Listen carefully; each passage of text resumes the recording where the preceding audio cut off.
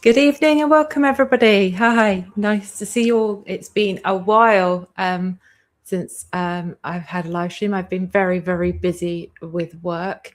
I'd just like to remind everybody to shout out and say thank you to the replay crew. So everybody that's live can chat in the live chat. But if you're in the replay crew, please have your say, leave a comment. It would be great to hear from you, and I will reply to all your comments too. If you're watching back and YouTube has had time to upload it, you can also watch the live chat back in time to the live stream by swiping left and then selecting follow the live chat. You can't participate in the live chat at that point, it's closed, but you can read about what everybody else was chatting about and do, as I say, leave us a comment. And again, thank you everybody that's joined me today live. Community is really important, so let's grow together. And if you do want to get my attention in the chat, if you ask any questions in all capital letters or start your comment with a capital QQQ, it will stand out to me and be easier to spot who is in the chat and your comments for me to pick them out and read them. So hi and welcome everybody. Get rid of that. Now, I was going to start with some farm news because a lot has been going on. It's been quite a lot of time. And it was Jay's suggestion that we have another presenter on the show. And this is what we came up with, although I wasn't organised enough to have it ready, but a new onion host here. So this is my largest onion so far this year. I've peeled it and made it look all nice and trimmed them up. So that's my largest onion so far this year. So that's my little boast. And I have seen already that Bowtie David from Bowtie Life in the Garden is in the chat. And in his video that I watched earlier today, talking about his renovations and how it's left the garden a little bit messy, he had me playing in the background of his video, which was really lovely. So thank you very much for that, David. It was lovely. It was really lovely. Other farm news. Generally sorry, I'm going to close the door because somebody just started playing music outside.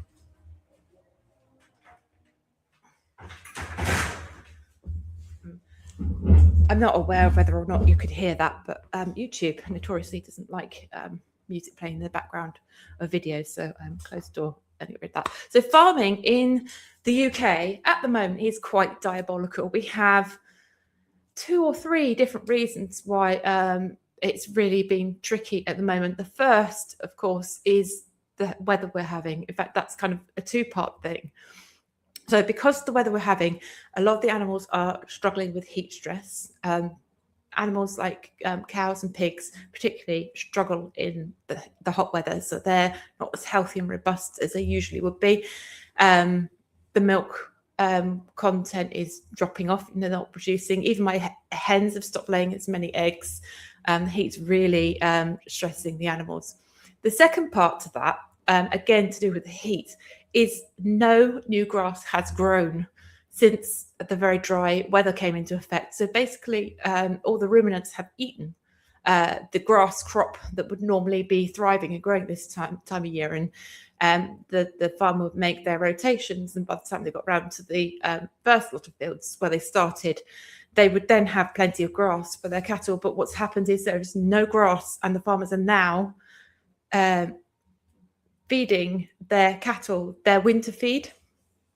Most farmers put by about 4 to 5 months of feed in case November, December, January, February are bad.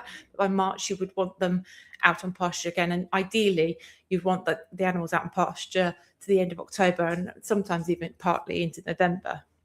So by feeding them their winter feed now, it then means when it gets to winter, there isn't going to be new feed. And that's really a big concern for some of the farmers. And what's happening is the farmers are trying to sell animals because they don't want them to starve. They're running out of food.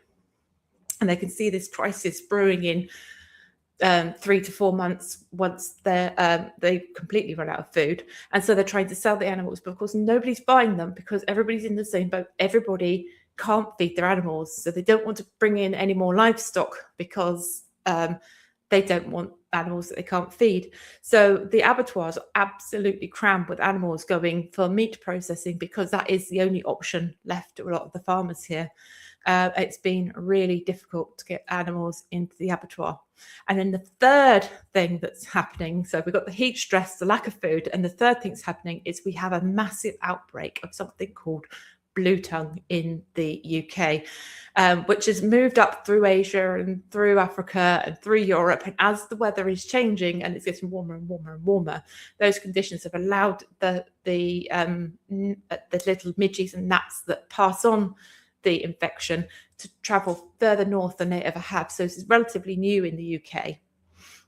And that just, in sheep, it's fatal. They just die. And it's a flu-like disease, and it causes lack of oxygen, hence the blue tongue.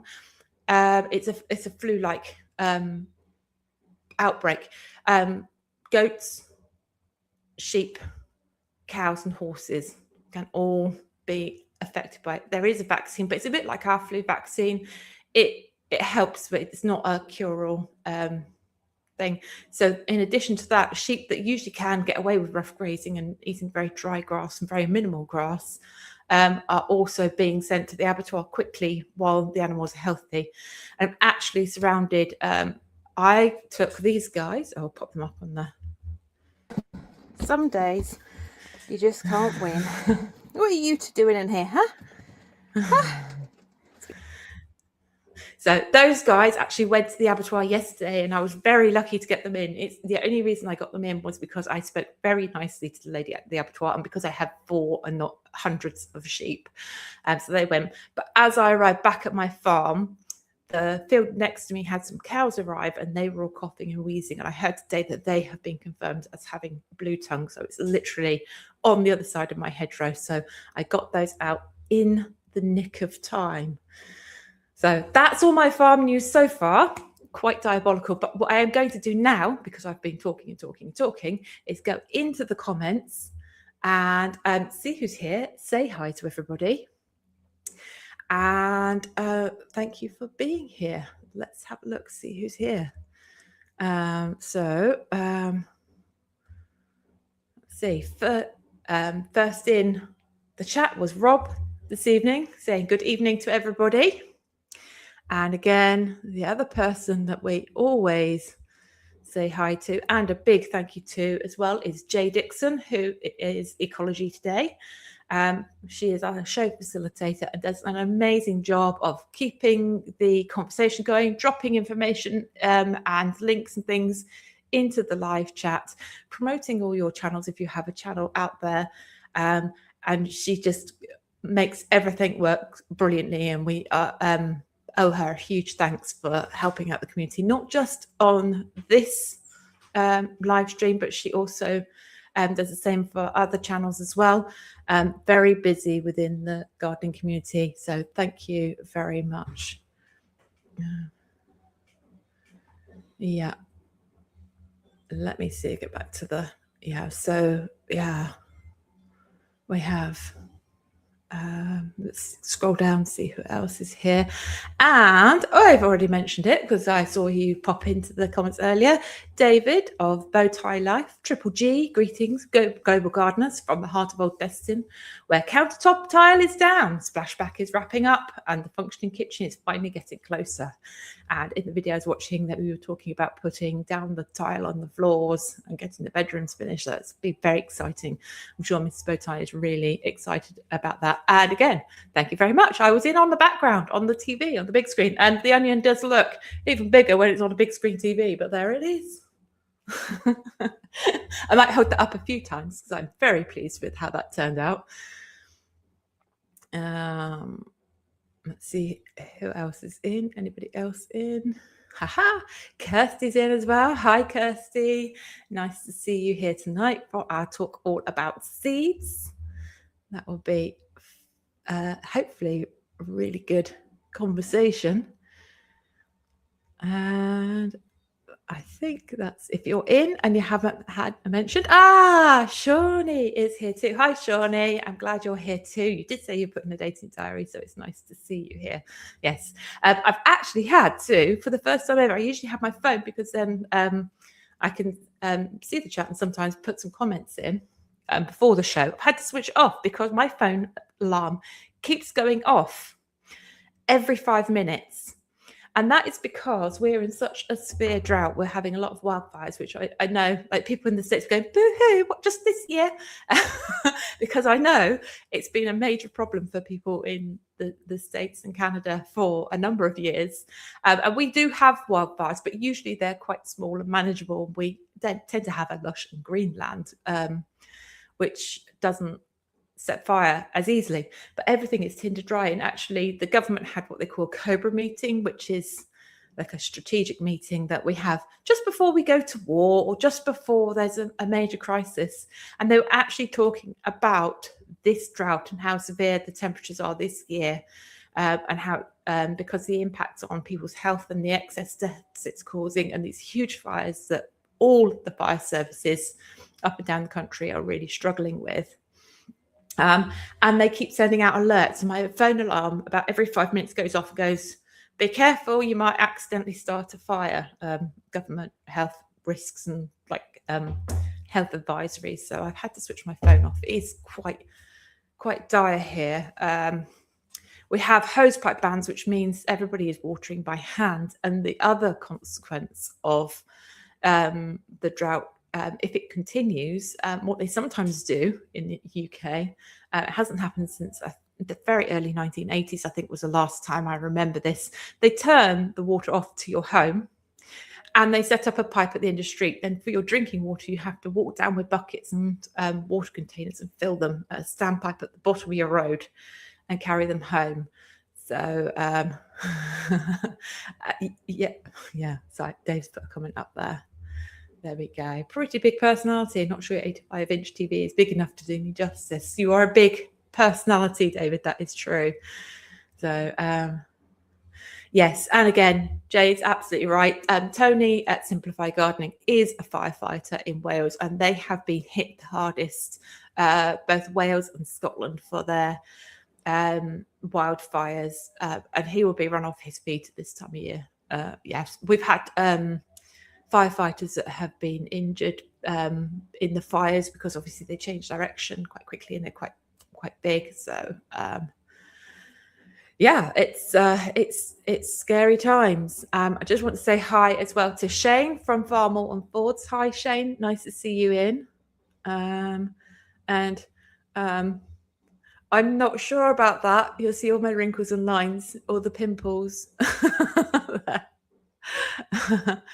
And Shane saying hi there too. Did I get the clip right one? No. Shane's saying hi to Rob. So I'm glad you two. It's a great place to make connections to people in the live chat and meet new people. I made many a great friend in the chats on live streams. Some of whom have even come to visit me in real life. Okay, all right. So I've teased very much about this particular live show about, sorry, I'll just line up my banners, talk about seeds. And there are so many brilliant videos out there with information about collecting seeds, saving seeds, and how to do all those sorts of things. I wanted to talk a little bit today about how I, in a very roundabout, long-winded way, came to find seed saving so vitally important for me. And I have got a couple of banners. So if you're in the chat, have a chat. Where are you on your seed saving journey so far? Is it something you aspire to do? Is it something you've seen seeds and you thought, oh, that's nice. I'd like to have a go. Maybe I'll collect these seeds. Maybe a gardening friend has collected seeds from their garden. Maybe you're quite experienced. Maybe you've got quite refined techniques. And I know we have some people that are in the audience. I know Shawnee is doing an experiment with land raised seeds. I know that we have Robbie Gardens that sometimes is in the chat, who has a massive seed saving operation and donates to a seed bank. So there's quite a range of skills there. Just pop into the chat where you are. Where are you on your seed saving journey? Oh, I'll leave that one up there. So today I wanted to do something a little bit different, as I say.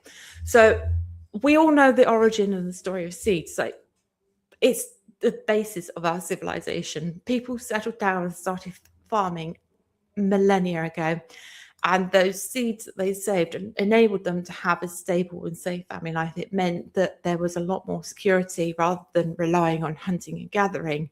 They knew that they were going to get a crop and at what time of year it would be, and how much they planted relates roughly to how much they were able to harvest. And it made the civilization that we now have possible. And we know that many people that have moved countries have taken their seeds with them. But seeds have been so revered through time that entire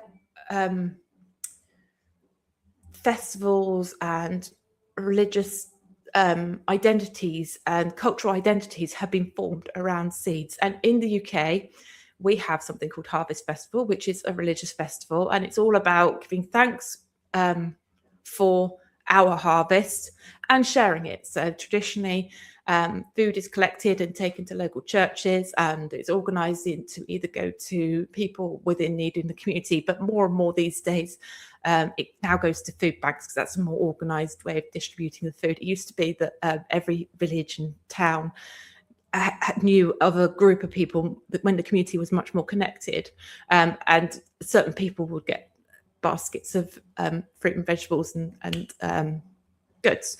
So even within quite westernized cultures, it's almost a religious experience, this gathering the crops and sharing it and showing thanks for the crops. There are calendars that have been created around the sowing and harvesting rituals. It's part of our culture, whichever country, whichever part of the world you come from. The one thing that links everybody is this absolute dependence on the harvest, and recognizing harvest and understanding the seasons and how all that works. But more and more we've become detached from this. It's kind of deep within us. It's our essence is we are born of farming, whether we like to think that way or not. That's kind of it's deeply rooted within us. But what has happened more and more is we've become detached from that, and we've allowed other people to become responsible for our food. So rather than coming back and having our kitchen gardens or being small farmers, we've delegated that to somebody else to do. And what's happened is, everyone's quite aware, there are some major companies that have just taken over the seed production. And in the world at this very moment, we have quite a few situations that are almost like crisis. So in Kenya, Greenpeace are fighting and highlighting the battle farmers have to save and trade their native seeds. So until very recently, there was a potential prison sentence and a large fine for using non-licensed seeds, which meant not just saving it, but sharing it and sowing it, even for your own use on your own farm, was illegal. It was a crime. It's been overturned now, thankfully, but a lot of the seeds, if something carries a prison sentence, you get rid of those seeds. So now it's kind of replenishing those seeds and getting those to come back, But the other countries suffering with pressure to give up their indigenous seeds, are Ghana, Mozambique, Malawi, South Africa, and Zimbabwe. Now, I've linked the Greenpeace articles that talk about all this in the description. So if you want to go and read those yourself, then please do. All the information and websites that I have researched for this live show are all linked in the description, so you can go and check out all my sources and have a look at those in more depth if you're interested. And it's not just Africa. Asia also has its difficulties, and this is where I started with this part of my research, because when I was on my permaculture course, one of the tutors there, his partner is from Nepal, and he worked in Nepal for a long time. And while he was there, Monsanto actively tried to remove the indigenous seeds, and they started by encouraging the farmers by giving them free seeds to see how good they were. But where the farmers were not giving up their seeds and going, no, we want our native seeds, they actually, under the radar, removed them by force. And it was quite devastating for them. And this was witnessed firsthand. And it was all quashed, and all the information was kept very secret. But it was really unpleasant. But 30 years ago, now, Gari is the city where the government hosted this huge seed sorting and grading business. So they were all verified. So it was kind of where you go to get your quality assurance for your seeds. So the seeds came from all over the country of Nepal to Gorari, where they were clean, measured, sorted, and packaged, ready for export. They produced so many seeds, not just to supply the whole of Nepal, but they were exporting to lots of other countries, Bangladesh being the largest of their markets.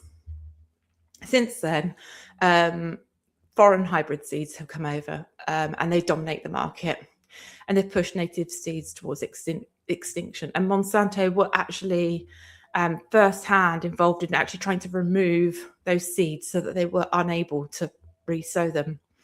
And they've started to lose seeds as they are trying to now rebuild their collections among the villages. But some of those seeds have actually now been lost permanently, and more go every year. So it's a bit of a fight there to save their native seeds. And again, even in South America, Mesoamerican meeting, they had a meeting in defense of maize and seeds. And again, very culturally important are the cereal crops in South America, things like sorghum and quinoa, those types of grains, as well as the maize. These were the countries that attended that meeting. So Mexico, Guatemala, Honduras, El Salvador, Costa Rica, Nicaragua, Colombia, and Ecuador. And I think this is the information I found on, I think it's, I can't remember. It is in the description. I can't remember the name of the company or organization that provided this information. But what they also highlighted, that 4 companies, so Bayer, Corteva, Syngenta, and BASF, currently dominate 49% of the seed market. And there are other companies like Monsanto, whatever. Some of these are part of those groups as well, but they control over half of the market, and it's vastly economically bountiful for them. But the reason they don't want the native seeds there is these transnational companies not just sell the seeds, but actually within the contract to have the seeds, they have to have the pesticides and the correct fertilizers that also get sold by these companies, and they control those as well. And that is another reason why they don't want seeds, don't need it. And again, why does it matter? Right, I'm going to go and have a look in the chat because I have been talking for a really long time. So I'm just going to pop in and see what the chat says. And oh, we've got loads more people in. Hi. Scroll back to where I was. All right, where are we? So I'm just trying to find the spot where people come in.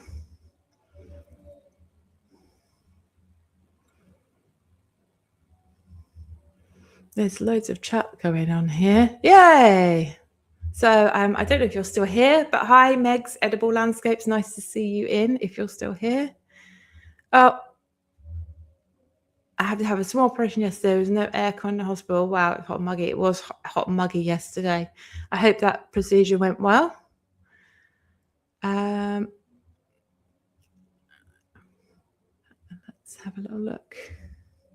Yeah, and Kirsty's saying they save peas, beans, tomatoes, and salad, not to save brassica with the amount we need for cross-pollination, moving away from F1 hybrids so we can save more.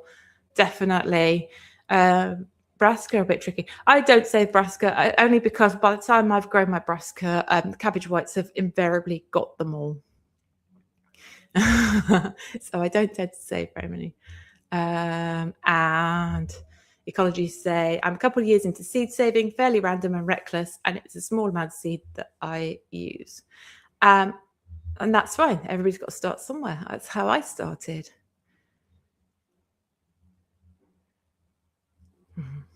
Yes, Meg.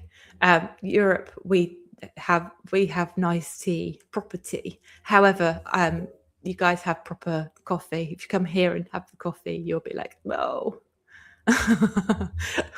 There are words to describe our coffee, and coffee isn't one of them. So Shawnee grows. I know Shawnee saves loads of seeds: delphinium, poppy, radish, failed attempt at spinach, waiting on sunflowers. First time for me to save seed from kale, onions, and carrots. Yeah. Yeah. I think I'm not saving seed from kale. I've gone for perennial kales. I'm hoping that will help me out as well. And hi, Eddie. Nice to see you here. Yeah. And again, with the biennials, again, that's another skill to saving seeds. Hoping to overwinter celery to get seed next year. Won't have watermelons in time this year. I hope to have cucumbers, green beans, tomatoes, and peppers again. That'll be good.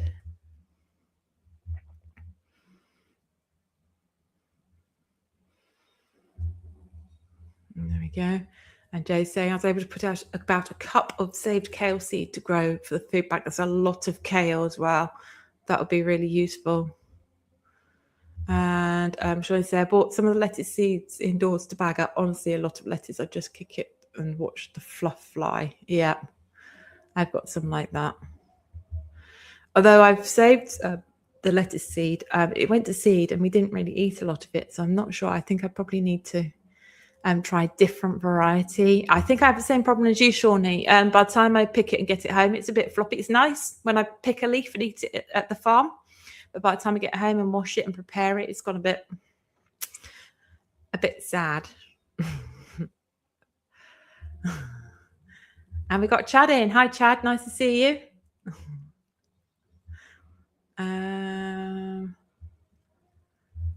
Yeah, did attempt to save pea seed this year. I'll be saving popcorn seed. Yes. Pumpkins and squash. Yeah. It's great to see everybody saving so much seed. Yeah, and that's right. Seeing the seed market now, how expensive. People didn't save seed for a long time because it cost next to nothing to buy seeds every year, and now all of a sudden the seed prices have skyrocketed. Rob, I love working in Nepal. The ex-girkers were so proud of being in the English army. That's brilliant. I didn't know you'd spent time out in Nepal, Rob. That's really interesting. You might have mentioned it before. I don't know why I wouldn't have remembered it though. Yeah. And Chad is saving seed from almost everything I grow. Yeah. And that's it. Think of all the stories of the seed. Think of all the lost seed. There are, yeah, so many stories. And I always find it fascinating, particularly on the Urban Gardener channel, when they talk to people that are seed savers, where they're talking about, you know, they find a seed that somebody's been saving and growing in a backyard as a family, and it turns out to be this lost heirloom, like a treasure. And they collect it and they save it and they restore it and they tell the story. I always find that fascinating. Seeds in a drawer won't grow. That's right. And Jay was telling me earlier that seeds in the ground better than seeds in the packet. That's been her mantra. And there's an interesting comment. There was such a fascinating talk the other day asking where would experienced older gardeners take their seed collection when it's time. There's no trustworthy place for them. Yes, I was watching that live stream with you as well, Shawnee. So that was just kind of those people that started those live stream, the seed banks back in the 70s. Now they're starting to time out and get to retirement age and say, hey, we need somebody to take this mantle. And I think that's where we need to really encourage the younger generations to do it. It's something I've always done with my kids. It's every year, teach them to save seeds. I hope it's something they go back to. They're all teenage or early 20s and not at all interested at the moment, but I'm really hoping that they come back to it when they're ready. And it's nice to say hi to a Fairbrick Studio. Hi, nice to see you here. A new face. Thank you for popping in. And Seed Saviours Exchange has been very good to find this year for me, yes. I'm going to scroll through very quickly if I can. There are lots of... Hi, Meg's Edible Landscapes. I know I said hello to you earlier, but I like to save the crazy looking seeds like the magic beanstalk runners. Check them out. It's a magical experience just looking at the seeds. Yeah, there are some really interesting beans. I really like the very patterned beans. I have one, and again I've lost it in all the moves, and I have to try and get some again. Like it's called a yin yang bean, and it does look like a little yin yang bean. It was very nice.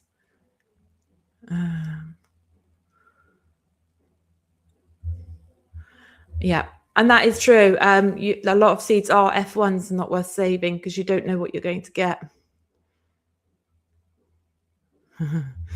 Rob's saying he's been to a lot of places. Was in Nepal for 4 months in a place called Muggling. Nice. Right, back to the banners. So I'm going to change the ticker. There we go. Where was I? Yes, so we got to the bit of why does all that matter? Why does it matter that these companies are trying to take over the seeds and own all the seeds in the world? Why does it matter that we're losing certain varieties? One of the really important things is, and Shawnee has said this, about the story of seeds. Indigenous seeds are literally the cultural foundation of global food security. So each culture, each of their diets, each of their habits and celebrations all around the food. If you think about the wheat that gets saved and the granaries and the government's controlling and taking care of the food and putting food aside for lean years, the very foundation of our global food security are the seeds.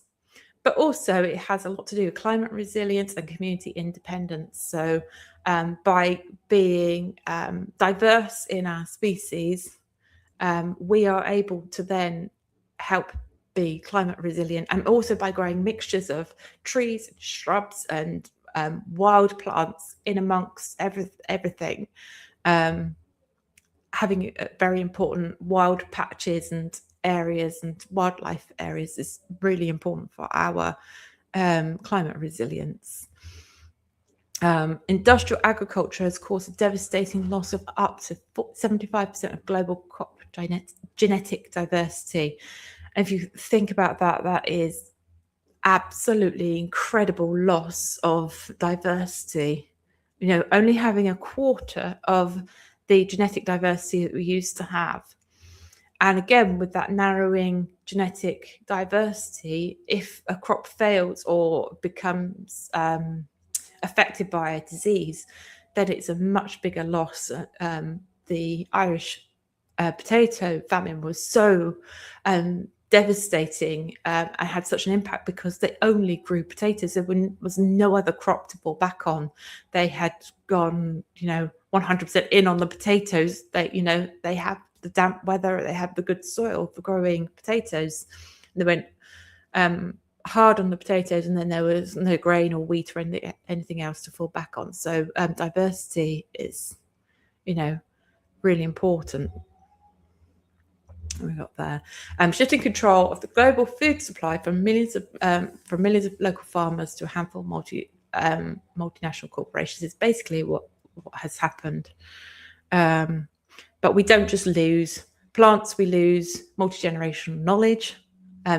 We lose the lineage, the seeds that our grandfathers grew and our fathers grew, and then they pass them on to children, and people then pass them on to their children. The ecological stability, those seeds have been grown in that ground, in that soil, in that climate, in that region, and have adapted to that. And we lose that because we quite often seeds these days are international, and so we don't have that. And agricultural autonomy necessary to feed the changing world, we're losing that too.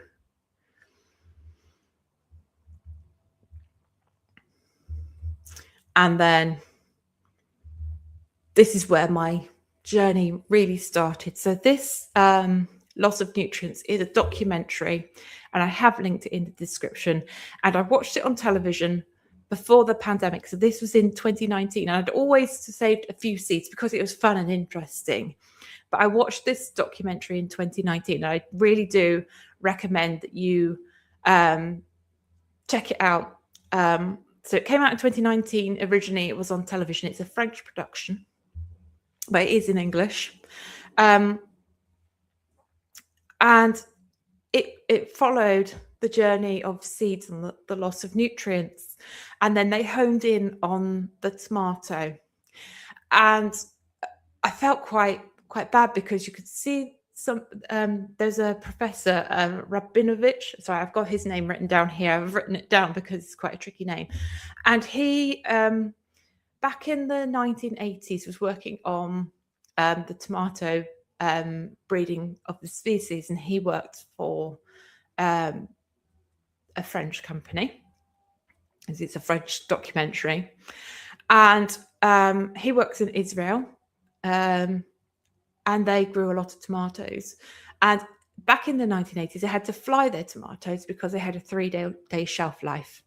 And he was really concerned because 40% of the harvest was going to waste. And he knew that, food is really important, and he didn't like the food waste. So he set about genetically designing a fruit that would get from the farm to the store, and people would actually be able to eat the produce. So his intention was really, really good. And he did this by breeding. There was a tomato with a flaw. It would grow beautiful tomatoes, but they would never ripen. And he crossed that with a traditional tomato, which does ripen. And they blended them together. And this weird genetic anomaly then created a tomato that would have a stable shelf life.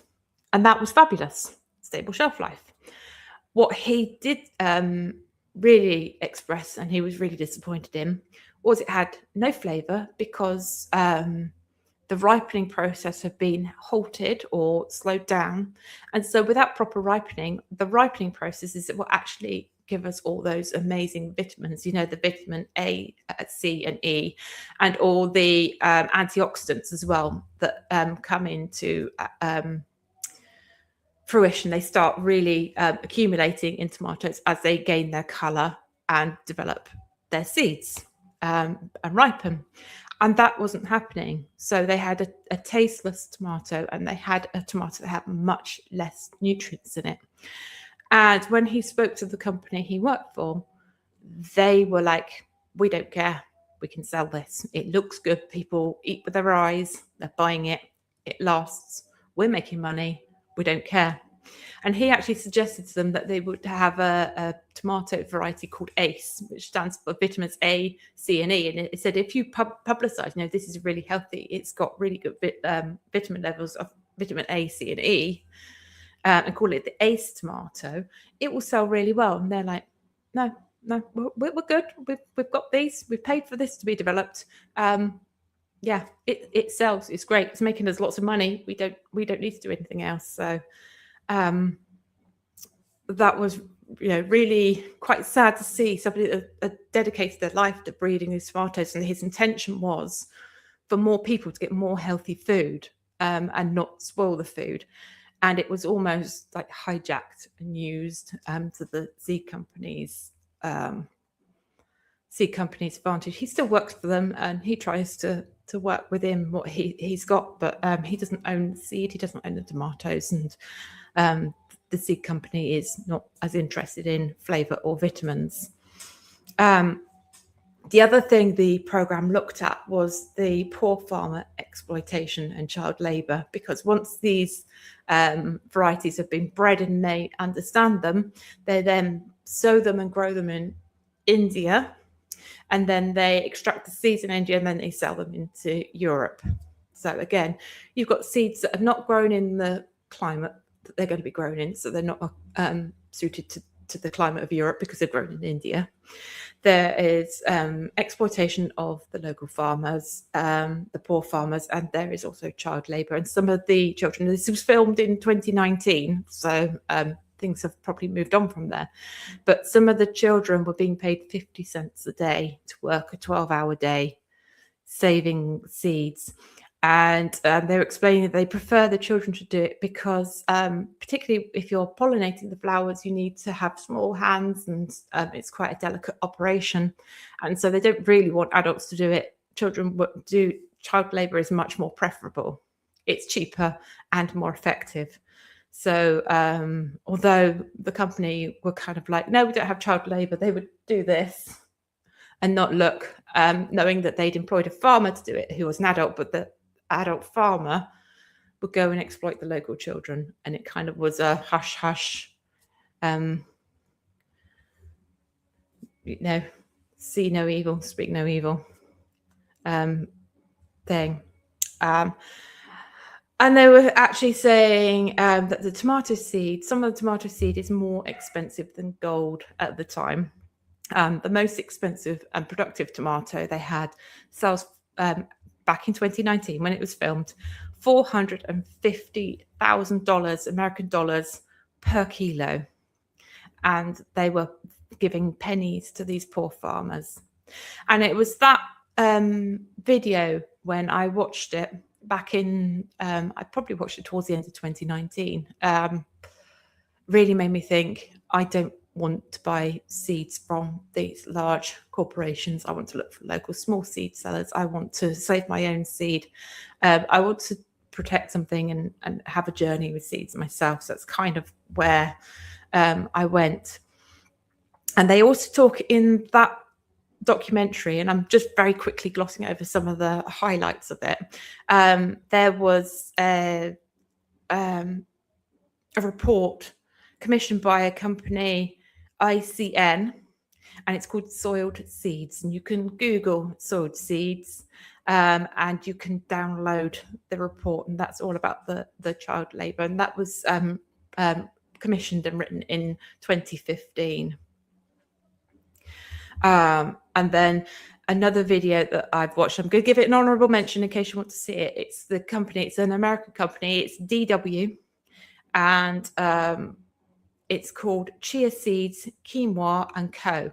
And it's about how superfoods have been promoted and how it's had a bit of a devastating effect on the Southern American method of farming, because they've industrialized and they've stripped natural vegetation, and they've gone all in on monocrops and how that's been really negatively affected the local growing there. So that's kind of my journey with why I find it so important to save seeds. I hope some of it resonated with some of you. And again, there I've got the what can we do? So start saving seeds now. If you see some seeds, collect them. If you're not done it before, give it a go. Worst to happen is you'll sow them and nothing will happen, but they won't be viable. But you'll have had a go and you'll learn from it. The other thing we can do is connect with experienced seed collectors or a local seed saving group. And to find those, there are lots of different ways. You can find information on YouTube. If you Google how to save seeds, you'll find lots of videos come up. You can look on local Facebook groups. Within this community, I would recommend, and I should have mentioned this to Jay before, we have two people that I can think of within our community. Shawnee Grows and Robin Gardens. Both have been going along a seed saving journey. Robin Gardens is a very, very experienced and knowledgeable seed saver. And if you check out their channels, there is content on saving seeds and growing seeds. And Shawnee and Robin Gardens did a joint live, I think, this time last year, a bit later last year, so about 10 months ago, talking all about seed saving, and Robin showed lots of the seeds she saved and examples and how to do it. So there's lots of information out there for people that are not sure and want to have a little look and see. But if you can connect to somebody on an allotment site or somebody near you or a seed saving group, they'll be able to give you really good information as well. Now, if you're already on your seed saving journey, which is kind of where I was when I had this, then the next step is to be more intentional in seed saving. So rather going, oh, that flower's going to seed, I'll save some of those. Really having to think about which seeds you use, which seeds would need preserving, which seeds you buy every year that maybe you don't need to. So things like runner beans or peas, absolutely no brainer. So easy to save, a climbing pole bean or a bush bean. They do cross-pollinate, so you need to give them a bit of space from each other, the beans in particular. But you know, if a really tasty pea crosses with another really tasty pea, or a really tasty bean crosses with another really tasty bean, you've got a new variety possibly. So so think about what it is you use and what you can save. Think about also buying, when you have to buy seeds, buying seeds that you know that you will be able to save later. So looking for heirloom varieties, looking for things that are able to open pollinate. And they're all things you can Google search. Is this an heirloom? Can this open pollinate? And you can find the information on, if you've got the name, the genus of the family or the genus of the seed, you should be able to find the information online. If something is an F1 variety, they have to put it on the packet. So if you look through your packet of seeds and it doesn't say F1 on it, it will be an heirloom. And then again, if you're quite into your seed saving, and Shawnee mentioned it earlier, that she'd say trying to overwinter celery to collect seeds next year. Do you need to plan for biennial varieties? That takes a bit more planning. It's a case of, like with this onion, I was saying to my husband, I might save it and replant it next year and try and say seed from this. But then that takes all winter of checking that it's good, removing any outer layers that go bad, to make sure that the inside core of the onion is good, making sure it's got good storage conditions, and then taking care of it and growing it on until it flowers next year. Also things that stay in the ground that don't dig up, is it in a space where it won't have to move? Is it in a space that you can afford to spare? So there are lots of considerations if you're taking on biennials. What I will say about biennials, if you have something that's a biennial, like a carrot, and it goes to flower at the end of the season, and you're thinking, I could just save those seeds, you might find, in fact, you invariably will find that it's going to have that bolting trait. And then next year, when you grow your carrots, you may find they bolt. So if you've got something that's biennial and it goes to seed, don't be tempted to save those seeds. It's probably not going to be a good option. And then if you are a seasoned seed saver, try saying that fast 5 times. If you are a seasoned seed saver, can you teach others? And I know there are lots of people, as I've already mentioned too, that are putting information out there, putting the word out there, getting the knowledge out there to other people. But can you do something within your community? Can you meet with one of these seed saver groups? Can you donate to a seed bank? Can you help show people how to save seeds, within your community, like neighbours, friends, people, an allotment or a community garden? So there are lots of different things, wherever you are on your journey, that we could take things a little bit further. Now I'm going to go back to the comments, because I've done a lot of talking. I've done an awful lot of talking. Let's have a look. I see somebody has had a birthday. I agree, Shawnee. Some seeds are pretty enough for jewellery, and I've oh gosh, lost where I am. It jumped.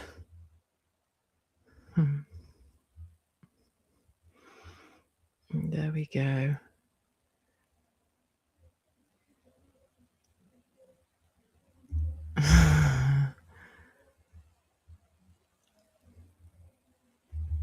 Right, let's see. I'm just scrolling through.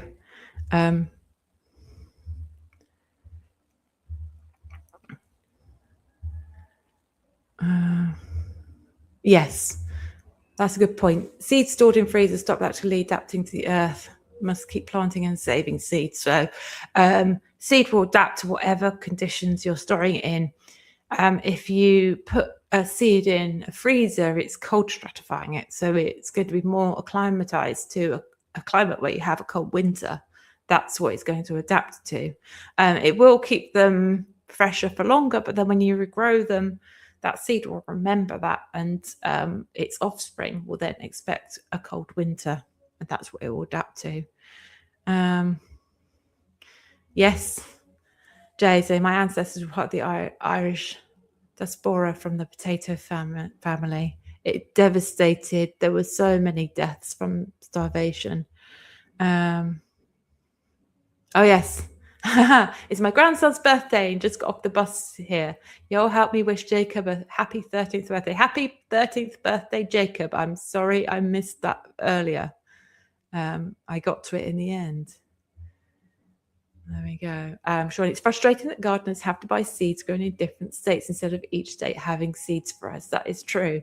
And it's more relevant to you in the States having such a wide variety of climates. I mean, we have, seeds that are grown here in Cornwall are completely unsuitable for people who grow in Scotland. It's something that one of the YouTubers I watch talks about regularly, trying to get local seeds for Scotland. Their growing season is shorter than ours. It's much colder in the winter, so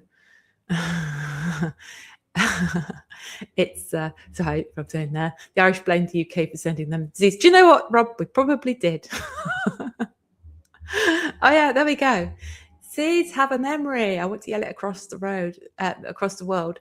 You're absolutely right. So yeah, seeds adapt to and remember the environment, and they pass it on to their offspring. I'm really wishing Jacob a happy 13th. Oh, hi, Rutilation. Nice to see you in.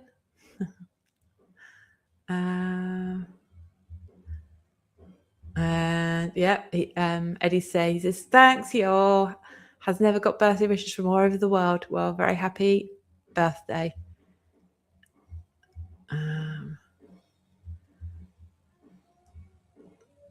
There we go. Ace 55 is a classic open pollinated heirloom bush variety introduced in the 1950s. Oh, so it does exist. Is it called Ace though because it's high in vitamin A, C, and E? Produce a bright red, medium to large, lobe-shaped fruits, averaging 5 to 8 ounces. Highly have a mild, sweet flavor. So there is already an ace variety out there. Fantastic. Shawnee, if these kids work for 12 hours a day for 50 cents, if your kids work for 12 hours a day saving seeds for 50 cents, and if you could then sell them for $450,000, I think you'll probably be doing quite well there. Ah, it's D from Brutalation. My husband is called D as well. So I shall remember that. Oh, I scrolled too far. So plus if children don't do this job, they would have less, would not be able to feed their families. Yeah, and I think I had a little bit of an epiphany the other day. So we always say we're very lucky in the West because we're rich, and we are quite wasteful. If I use more in my lifetime than I produce, I know obviously I'm not going to make a hairdryer or weave cloth into a towel. I'm not going to do that. But if I don't do the equivalent amount of work that would equal that in my lifetime, there's a deficit. Whatever I don't do to achieve what I need, somebody else has to do extra because those goods are used. And so by being very wasteful, we're almost, not intentionally, but we are actually negatively impacting other people because somebody has to make up for our shortfall. You know, when somebody is jetting around the world and they're using fuel in a private aircraft and they're wearing all these designer clothes and they wear them once and then they discard them or whatever, all those things have to be created and made. If they're not made or created, or the equal amount isn't created and made by the person that's using them, that leaves a debt. And that debt has to be paid by somebody. And so when people just say, why do you work so hard when you don't need to? That's the reason. Because if I don't work and create at least as much as I use in my lifetime, there will be a debt and somebody else, possibly in the third world, will have to pay that. And that's the sad thing, because we have life so easy in a way. The people are paying for that, and we're not paying for it. We're just accumulating debt for it. But that debt's never going to be paid back to these people. If the trade was fair and they got paid more of that percentage of that $450,000 for that seed, then they wouldn't have to. The children wouldn't have to work in the fields. But it's the big cycle of greed. So it's just a thought that I had the other day randomly in the bath, like I do. And yes, again, another brilliant channel, my good friend Kirsty. Yes, Joe, we've done a lot of planning for our seeds next year, and it's an ongoing process. And another good channel, Kirsty is constantly talking about seed she's saving, heirloom varieties, tomato seeds she's saving, and how she's growing to be as independent as possible, as food secure as possible on a small amount of land, but she's making a really good go of it and making a huge dent in the family food security. And again, yes, that is true. The journey never ends. Wherever you are on your journey, there's like always the next step. Yeah. And again, just let a few plants go. I've got so many things that look like they've gone over and are a complete mess. I'm where Shawnee was a few weeks ago with peas that look brown and tatty and horrible, but I'm waiting for those pods to be rattly and shakeable and sound like rattles to harvest those seeds so that I can use them again. Yeah, I'm sorry, I've got to put that up because then I get to hold it up again. Look at my onion, look at my onion. Oops, nearly dropped it. Yes, that's my biggest one this year. It's the first time I've tried to grow giant onions. I'm really, really chuffed with that. And then Eddie has had a visit. Michael O'Connor came to visit me this week and he bought me some Bow Tie Life Everglades tomatoes and I saved some seeds, pass it forwards. Absolutely. And I'm terrible for tomato seeds. I don't know half of the ones I grow. If I'm eating a tomato, I think this is really nice. It's probably a hybrid, but it's a hybrid that tastes nice. And I bet it was bred from 2 other tomatoes that were nice. So if I get a throwback to one of the parents, which were probably nice, I don't mind. So, yeah, I do save seeds. Doug's in. Hi, Doug. Just lurking at work. Hi. Glad you're listening in. I know you're another person that collects seeds too, Doug. Watching work. Oh, yeah. And says Chad, lots of people got earbuds in at work then. I can't do that. I work with adults with learning difficulties and I need to be able to hear what they're up to at all times. Otherwise it could go quite wrong. Texas Queen, hi. New name. Nice to see you here. Hi. I think that. Gosh, Ghana as well. So I remember when I was working in Ghana and one of the local lads said to me, you know how much you spend on beer at a night time is more than I earn in a month. It did make me think. Yeah.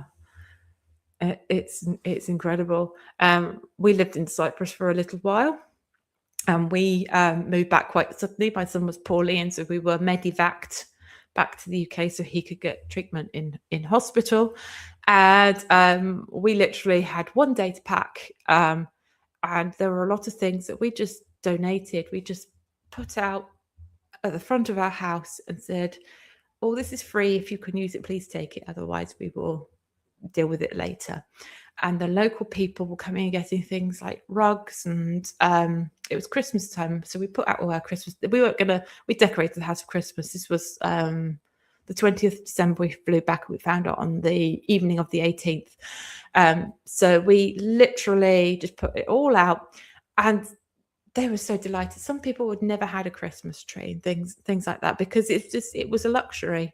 Lots of people didn't have carpet. They just had concrete floors. So, to pick up a couple of rugs meant that there was some warmth under their feet, particularly if they had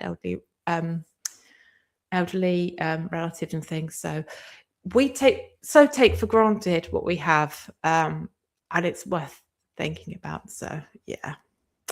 And yes, Donald Trump in the second. I don't know. I haven't got an onion name. If anyone can think of an onion name, pop it in the comments.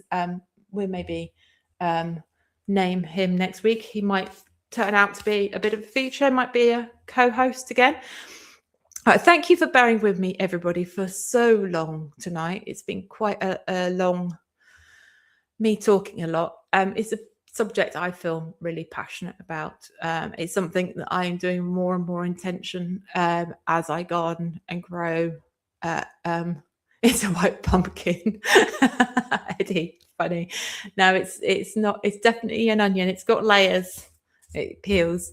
Yeah.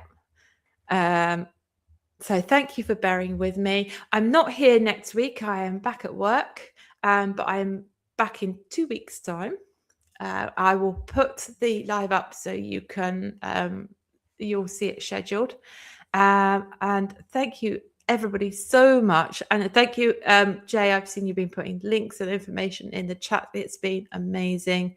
And I am going to say goodbye. Thank you, Kirsty. It's been a pleasure. Let's see if I've got an appropriate ticker to end on. Let's have a look. End of show banners. There we go. There's an appropriate one. Thank you all for keeping me company. It's been a wonderful conversation. And I will see you all next time. Take care. Bye.